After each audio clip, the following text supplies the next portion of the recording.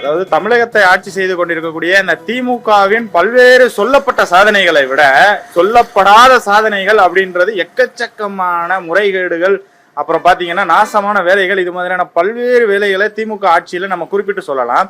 அதுல உதாரணமா நேற்றைய சம்பவம் ஒண்ணு ஒரு மிகப்பெரிய பரபரப்பை ஏற்படுத்தியிருக்கு. கிட்டத்தட்ட ஒரு 276 கோடி நிலுவையில் வைக்கப்பட்ட அந்த டோல்கேட் கட்டணங்களை செலுத்தாதனால மதுரையிலிருந்து திருநெல்வேலி வரக்கூடிய பேருந்துகளையோ அல்லது நாங்குநேரியிலிருந்து திருநெல்வேலியில் வரக்கூடிய பேருந்துகளையோ அனுமதிக்க கூடாதுன்னு சொல்லி, டோல்கேட்டுகள் அனுமதிக்க கூடாதுன்னு சொல்லி ஹைகோர்ட்ல உத்தரவு பிறப்பிச்சிருக்காங்க. டாஸ்மாக்ல முறைகேடு, மின்சார வாரியத்துல முறைகேடு, பல்வேறு வாரியங்கள்ல முறைகேடுகள்ல ஈடுபட்டாலும் கூட பொதுமக்கள் அதிகம் பயன்படுத்தக்கூடிய இந்த போக்குவரத்து துறையிலையும் இவ்வளவு பெரிய ஊழலை செய்துவிட்டு ஒன்றும் தெரியாத பச்சிளம் குழந்தைகளை தொட்டிலில் போட்டு ஆட்டுவது போல ஊருக்கு 4 புது பஸ்ஸை மட்டும் விட்டுட்டாங்க. சார், வெளியூர் போற மக்களும் அங்கிருந்து வரக்கூடிய கல்லூரி மாணவர்களும் இப்போ ஒரு சிட்டிக்கு தான் எல்லா பகுதியில் இருக்கக்கூடிய மாணவர்களும் வருவாங்க, வேலைகளுக்கு வருவாங்க.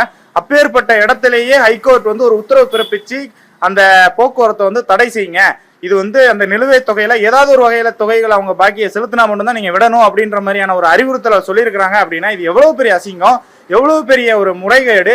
ஸோ தயவு செய்து தமிழக முதல்வர் ஒரு 4 மண்டலங்கள்ல முறைகேடு நடந்த உடனே 4 மண்டலங்கள்ல இருக்கக்கூடிய சேர்மனை மட்டும் பதவி நீக்கம் பண்ணீங்களே, போக்குவரத்து துறையில இவ்வளவு பெரிய ஊழலை செய்த இந்த திருநெல்வேலி, மதுரை கோட்டை பகுதிகளில் இருக்கக்கூடிய மேலதிகாரிகள் மீது என்ன நடவடிக்கை எடுக்க போறீங்க, போக்குவரத்து துறை சார்ந்த அமைச்சர் மீது என்ன வகையான நடவடிக்கை எடுக்க போறீங்க அப்படின்றதுதான் இன்றைய மக்களினுடைய கேள்வியா இருக்குது. ஸோ விடியலாட்சி மக்களுக்கான விடியலை தெரிவிங்களா அல்லது மீண்டும் அடியல் நோக்கி தான் செல்ல போறோமா அப்படின்றத நீங்க தான் முடிவு பண்ணி சொல்லணும்.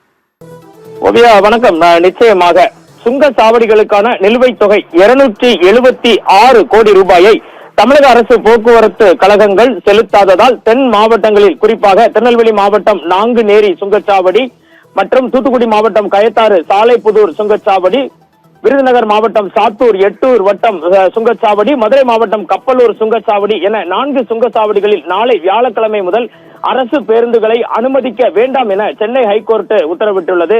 இது தொடர்பாக ஏற்படும் சட்டம் ஒழுங்கு நிலைமைகளை தென் மண்டல ஐஜி உடனடியாக கவனிக்க வேண்டும் எனவும் தமிழக காவல்துறை தலைவர் உடனடியாக தலையிட வேண்டும் எனவும் ஒரு பரபரப்பு உத்தரவினை நேற்று வெளியிட்டுள்ளது. இதன் காரணமாக நாளை முதல் தென் மாவட்டங்களுக்கு குறிப்பாக மதுரையில் இருந்து திருநெல்வேலி, தூத்துக்குடி, விருதுநகர், கன்னியாகுமரி ஆகிய தென் மாவட்டங்களுக்கு வரும் அரசு பேருந்துகளும் தென் மாவட்டங்களில் இருந்து மதுரைக்கு மற்றும் வடக்கு பகுதிகளுக்கு செல்லும் அரசு பேருந்துகளும் செல்ல முடியாத ஒரு சூழ்நிலை ஏற்பட்டுள்ளது.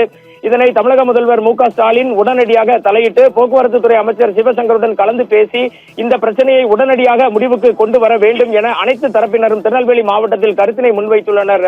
ஓவியா, இது போன்ற ஜப்தி நடவடிக்கைகள் இதற்கு முன்னர் நடந்து வந்த நிலையில் முதல் முறையாக தமிழகத்தின் சென்னை உயர்நீதிமன்றம் அரசு போக்குவரத்தை சுங்கச்சாவடிகளில் அனுமதிக்க வேண்டாம் என உத்தரவை வெளியிட்டு இருப்பது மிகப்பெரிய பரபரப்பினையும் அதிர்ச்சியினையும் தென் மாவட்டங்களில் ஏற்படுத்தி இருக்கிறது. ஓவியா.